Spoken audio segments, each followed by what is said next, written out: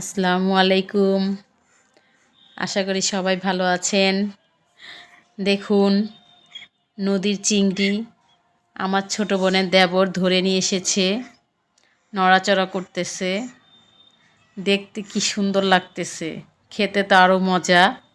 চিংড়ি মাছ সবাই পছন্দ করে, আমারও নিজে পছন্দ। দেখুন হাত পা কীভাবে ছুটাছুটি করতেছে। ওয়াও, আমার তো খুব ভালো লাগতেছে চিংড়িগুলো দেখে। এই প্রথম দেখলাম নদীর এত সুন্দর চিংড়ি, নিজের চোখে দেখলাম। বাহ, এগুলাকে এখন কি করা হবে?